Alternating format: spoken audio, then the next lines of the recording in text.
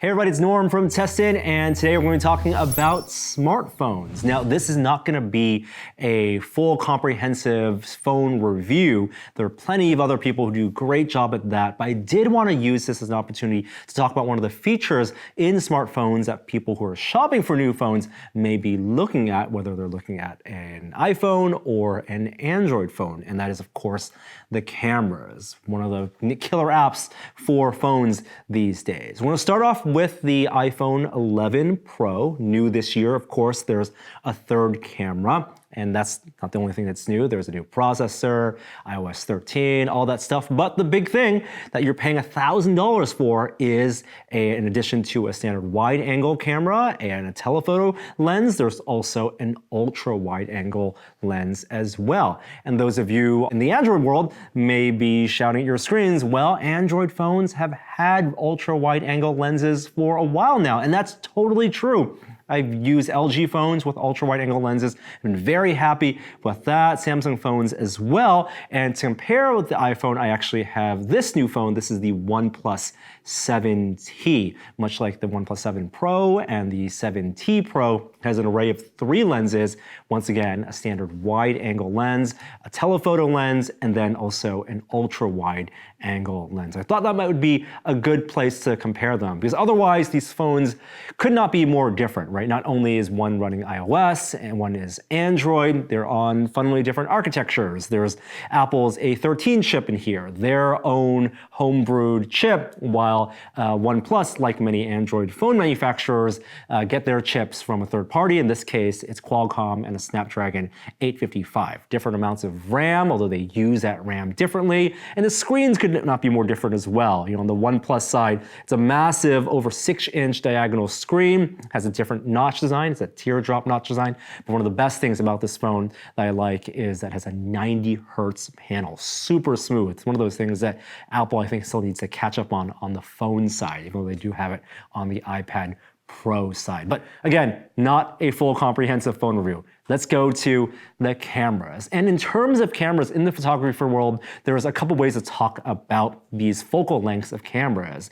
You can talk about them purely in the focal distance, the focal length itself, but you can also talk about it, and what most commonly you talk about it is in the focal length in relation to sensor size, or the equivalent to a full frame camera sensor. So when you say a 26 millimeter focal length on this normal wide angle lens on both these cameras, it's in relation to its sensor, and so it would be a 26 millimeter equivalent if you had a full frame camera. On the ultra wide side, it's also easier to talk about the focal length, not only in terms of the 35 millimeter equivalent, and it's going to be, I believe, 13 millimeter on the iPhone and a little bit 17 millimeter on the OnePlus 7T side, but it's also useful to talk about it in terms of field of view. So it's 117 degree field of view over on the OnePlus 7T, and then on the iOS, on the iPhone side, it's 120 degree field of view,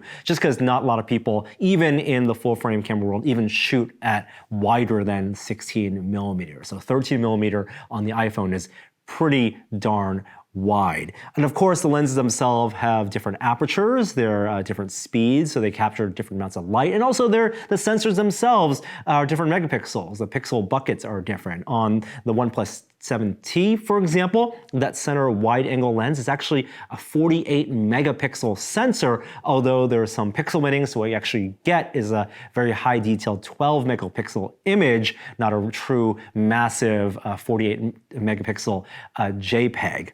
And those are just the technical differences in the physical lens and the sensors on these two camera systems, on these two smartphones. There's, of course, a whole other half of the equation, which is, of course, the image processing side. How fast that is done based on what processor they're using, and also their own secret sauce to turn the light rays and what the sensor sees into visible images to display. This is something that happens on your dedicated DSLRs and mirrorless cameras all the time as well. It's something that people don't really talk about, but those also have processors and image processing that happens. It's not just the light that gets turned into a raw image. And then of course on the smartphone side, there's a whole wave of computational photography, things like portrait mode or low light mode, this kind of post-processing effects to simulate the effects that you get from a bigger sensor or a faster lens. And that's all on the software side. So what I did was I took both these phones to a recent event, to New York Comic Con, as well as around San Francisco and the home, and did some comparison shots. And what I'll do is I'm gonna then show them to you guys now so you can get a sense, at least in the confines of a 1080p window, what some of the differences are, and then we'll talk about my thoughts.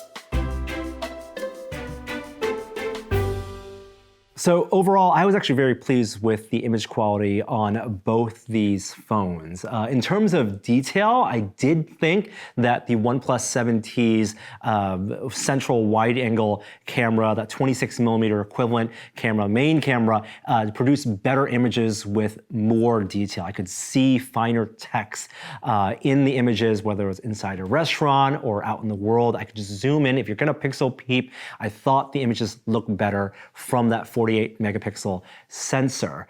In terms of the ultra wide angle shots, those at extra 3 degrees, actually I think matters a lot on the iPhone side, difference between that 13mm and 17mm equivalent lenses on the ultra wide. And if you're gonna go into an interior and try to capture an entire space, the stark difference in the iPhone having that 13mm equivalent lens is really striking. And that's not to say that the ultra wide angle lens on the OnePlus 7T wasn't good. It was good. It just wasn't that much different than what you'd find on the 26mm lens. Telephoto wise, I think they were both good as well. I did like the OnePlus 7T's telephoto image quality, but something I ran into is the software, sometimes with auto switch, actually on both of these phones, the software kind of switches between the lenses depending on the light quality. So while you might be zooming into 2x, for example, you might not always be getting the photo from the telephoto lens until you then look into the metadata and say, oh, wow, that is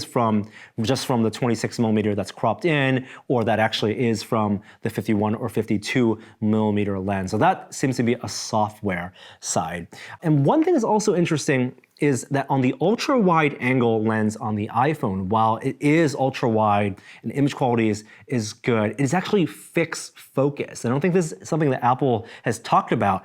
And that means that you can't adjust focus. Like if you have an object here and you want to focus, there is a pretty sizable minimum focus distance that you need to be, or else objects in the foreground tend to be a little bit blurrier. And that's a little bit disappointing because some of the most striking ultra wide angle photos are when you go really close to a subject like an animal, or up to, and to see that in the foreground a little bit distorted and then the world behind it. And you can only do that with adjusting the focus, and that works on the 7T, but not on the 11 Pro. I'm really curious as to why Apple did that. In addition, the third-party apps that can tap into Apple's backend on a lower level cannot save those images as raw images either on that ultra-wide angle lens. And hopefully that's something that gets unlocked in the future.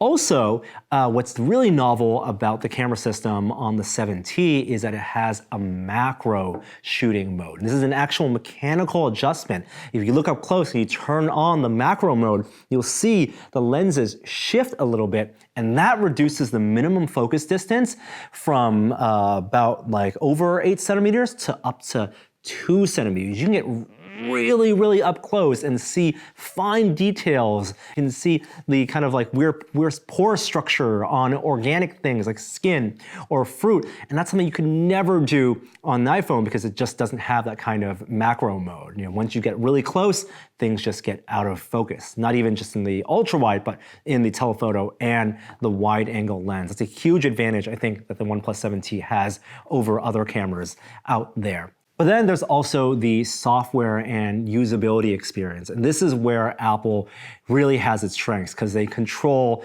everything from the camera app, the OS, to the lenses that they're choosing, the sensors, and also the processors. And everything is optimized for photography when you're in the camera. So the burst mode on iPhone is extremely useful. And I found myself being able to capture moments that I wasn't able to on the OnePlus 7T just because of that shutter delay and just because of the processing time. It wasn't nearly as fast as on the iPhone. Same as in portrait mode. I love taking pictures in portrait mode with both these cameras. I think they both do a really good job of masking the background and creating some fake bokeh. Slight differences in the way they do it and the way they create those depth maps, but both in the wide angle and telephoto portrait modes, the iPhone was much faster, and there are times where I just couldn't get the face of my baby in a smile on the 7T, but I could get it on the iPhone because it responded just a little bit quicker. So I think it comes down to what type of photographer are you? Are you someone who wants to catch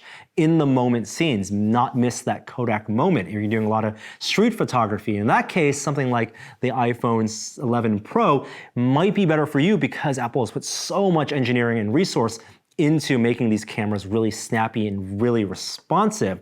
But if you're all about image quality and you're more a studio photographer or landscape photographer and you can control your subjects, you have more static subjects, and you just want the pure image quality, the OnePlus 7T is tough to beat, and the Android cameras in general are tough to beat. And the price is also tough to beat because while this is a $1,000 phone, at base spec, this is a $600 phone with 8 gigs of RAM, 128 gigs of storage, and a fast Qualcomm Snapdragon processor, and 3 pretty amazing cameras with that macro mode. So those are just some of the things for you to consider if you're shopping for a new smartphone and you're enticed by the ultra-wide lens that you see Apple marketing all over the place. Yes, it's very novel, and yes, you can get some really cool shots, especially with the burst mode combined with the ultra-wide lens on the iPhone, but you should also consider on the Android side plenty of phones which have camera systems that are just as impressive, if not more so.